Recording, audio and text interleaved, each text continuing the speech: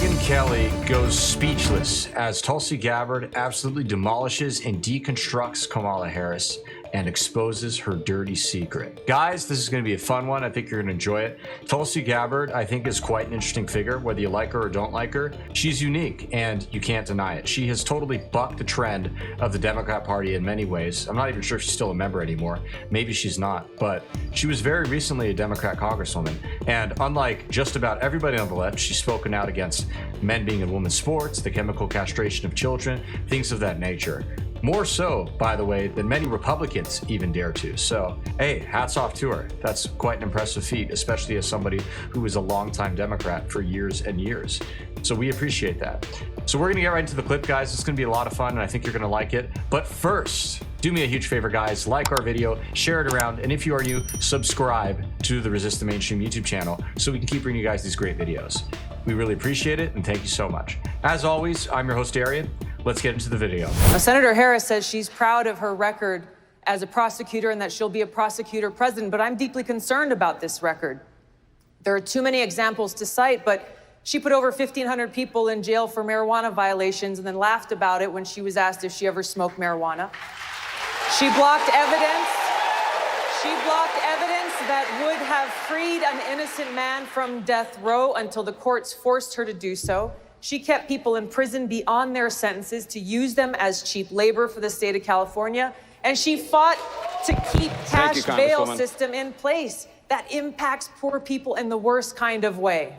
As the elected Attorney General of California, I did the work of significantly reforming the criminal justice system of a state of 40 million people, which became a national model for the work that needs to be done. And I am proud of that work. The bottom line is, Senator Harris, when you were in a position to make a difference and an impact in these people's lives, you did not. And worse yet, in the case of those who were on death row, innocent people, you actually blocked evidence from being revealed that would have freed them until you were forced to do so. There is no excuse for that. And the people who suffered under your reign as prosecutor, you owe them an apology. So that was the July 2019 debate and one of the most memorable exchanges in recent history between now presumptive Democrat nominee Kamala Harris and our guest today, Tulsi Gabbard, former U.S. representative as a Democrat and author of For Love of Country. And Tulsi's had a just very negative experience with these Democrats who are now pulling the strings around Kamala Harris too. But, you know, we went back, even though we're friends, and we fact checked everything you said, 100% accurate. There isn't one word of that was off. And it was pretty telling that she didn't deny it. She just tried to pivot to, I'm proud of my record. Speaking of being proud of a record, it seems Joe Biden is really proud of this American economy he created, even though, frankly, it sucks. This inflation is out of control, guys, and for that reason, I have decided to partner with Goldco, and I think you should too. Why do this, you may ask? Guys, it's real simple. As the value of the dollar has historically declined, the value of gold has gone up, okay? These are indisputable facts, and for that reason, I recommend you get into it too. So how do you do this? Real easy, guys. Go to rtmgold.com. You can click the link in the description or type in your web browser. What's more, you can get a free gold kit to learn more. Yes, you heard that right. Free. Furthermore, you can roll over your IRA or 401k penalty and tax free. Yes, you heard that right, guys. It's a great deal, and I really recommend you get into it. So head on over to rtmgold.com and check it out, guys. And so now she really is at a crossroads here because she's got to figure out whether she wants to be the, no, cash bail is a good thing, Kamala Harris, or the, no, we don't like cash bail because it hurts minorities, Kamala Harris, and whether she's going to be the, we want to prosecute marijuana users, Kamala Harris, or the one who admitted to smoking marijuana for recreation purposes on a show, right? Like, she's tried to reinvent herself so many times, and now the cultural winds have shifted such that I think she's going to be a little twisted on which way to land. What do you think? First, I think it's important to look at how was it possible? You said that was July 2019. Kamala Harris, I think, announced her candidacy in January of 2019. How was it possible that I was the first person, the first candidate running for president at that time, and really the first person, even when you count the mainstream media, to actually call her out and question her very simply, as you pointed out, question her on her record, that she said she was proud of as Attorney General. This is important to point out because it's a sign of what we should expect here for the next 3.5 months in this election, that the media is going to continue to push out fluff stories about her. They are not going to seriously and honestly examine her record. They're going to treat her with kid gloves, and even worse yet, create this new false narrative about who Kamala Harris is and to try to reshape her record. So we should be very clear-eyed about that, because as you said, what I found there, as you and your researchers probably found, it wasn't very hard to look at her record and what she's claiming to be proud of. Second of all, there's far more to look at than I had in the 60 seconds on that debate stage to bring up. Just a few. Defunding the police.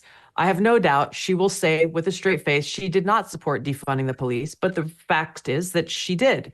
She may have called it reimagining law enforcement, but in reality, what she was advocating for, even as vice president, was to take funding away from our law enforcement and divert it elsewhere.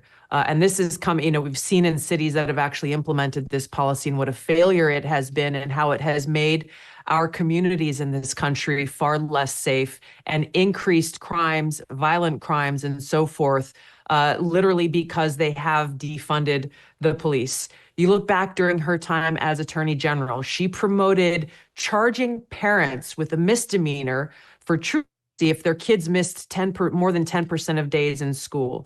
Well, this and she passed this into law, and it negatively impacted so many families who, for one reason or another, maybe they had pulled their kids out and were homeschooling them, or maybe a family member got sick and they weren't able to take their kids to school for a whole number of reasons. She turned parents into criminals, charging them with misdemeanors that could result in up to a year in jail, hauling single moms out of their homes in handcuffs. This is the kind of top cop prosecutor that Kamala Harris is proud of being.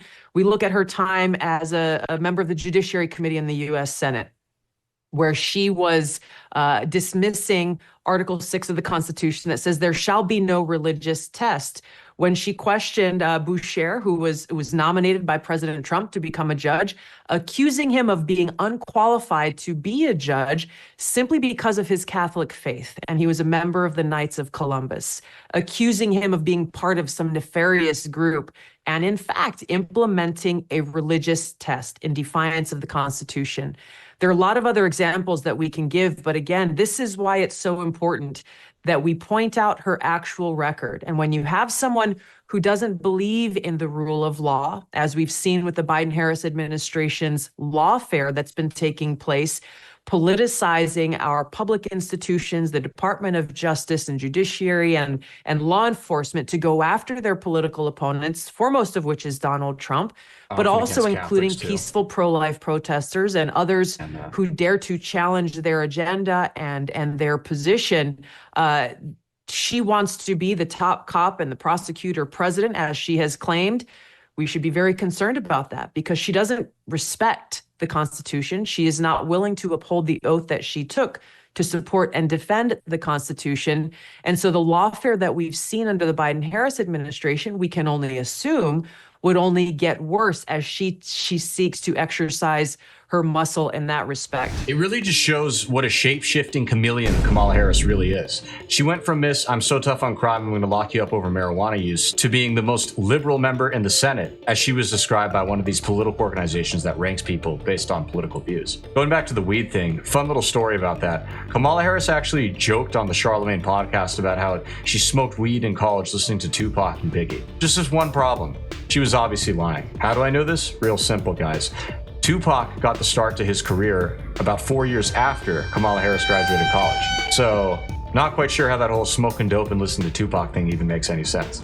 As for what a far left hack she is now, do y'all remember when Kamala Harris was literally promoting a bail fund for terrorists? Not a joke. During the BLM riots, the Summer of Love, as I like to call it, in 2020, Kamala Harris was sharing links to donate to bail funds for so-called peaceful protesters. Right, yeah, the mostly fiery but peaceful protesters that CNN talked about? Yeah, those ones. I'm not going to say it's treason, but maybe if we actually had a fair justice system, somebody would suggest such a thing. I don't know. There has to be a reckoning with her record as Attorney General, as U.S. Senator, and as Vice President, And I believe that most Americans, when presented with the truth, as you pointed out in that moment in the debate, will realize how dangerous she would be if she's to be given these levers of power to abuse. Mm-hmm.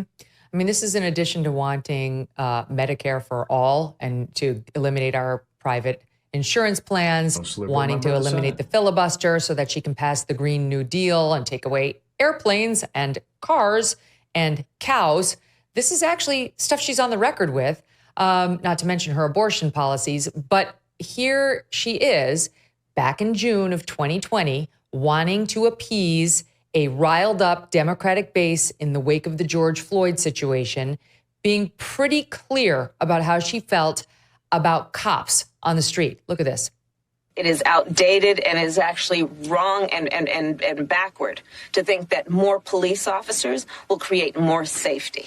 A big part of this conversation really is about reimagining how we do public safety in America, which I support, which is this. We have confused the idea that to achieve safety, you put more cops on the street. You know, for far too long, the status quo thinking has been to believe that by putting more police on the street, you're going to have more safety. And that's just wrong. It's just, that's not how it works. It's totally not just wrong. Just look at the most crime-ridden, disgusting, terrible cities in America. Chicago comes to mind. Almost all of them have issues with having too little police, not too many. You constantly see police hiring signs in these big cities when you go to them. I can tell you for a fact that I see them in Phoenix, Arizona all the time. And I love Phoenix, but this city gets worse and worse every day, folks. It's bad. The crime, the homelessness, everything. It's just getting worse and worse living in an American city, simply put. So I don't know what kind of delusion Kamala Harris is living in, but unfortunately, a lot of her supporters are going to buy it. Let's be real here. So that's the new Kamala Harris, right? Not the old one who was a DA and a prosecutor. The new one is, we don't need more cops. Fewer cops is the way. And now here we are 4 years later, we've seen what a disaster that's been, in particular for communities of color, Tulsi. Those are the ones who got hurt the worst by that insane policy that she helped push. You know, those clips, that string of clips you just played, really once again exposes her lack of knowledge and understanding and intelligence. To be so simplistic as to say, well, more cops doesn't lead to safer streets. Well, it's a much bigger challenge than this. My sister served in law enforcement. I have a lot of friends who are serving in local, state, county, federal law enforcement. It's about investing in our fellow Americans who make this very selfless choice to go and put their lives and well-being and safety on the line every single day to make our communities safe. It's not a matter of just mere numbers. It's about investing in them, their training and their capabilities to be able to face the kinds of extreme challenges that they do on a daily basis.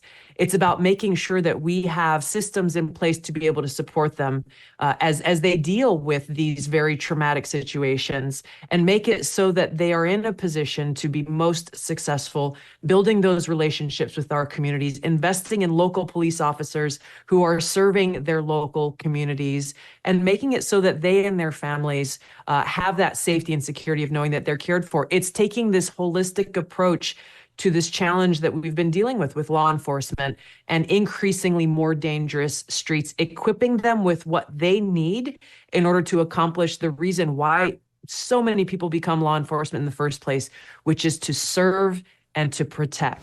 Well, guys, we're going to cut it off right there. Thank you so much for tuning in. As always, guys, please comment below. Let us know what you liked and what kind of content you want to see coming up. We really value your feedback and very much appreciate it. Thanks so much for tuning in, guys, and God bless.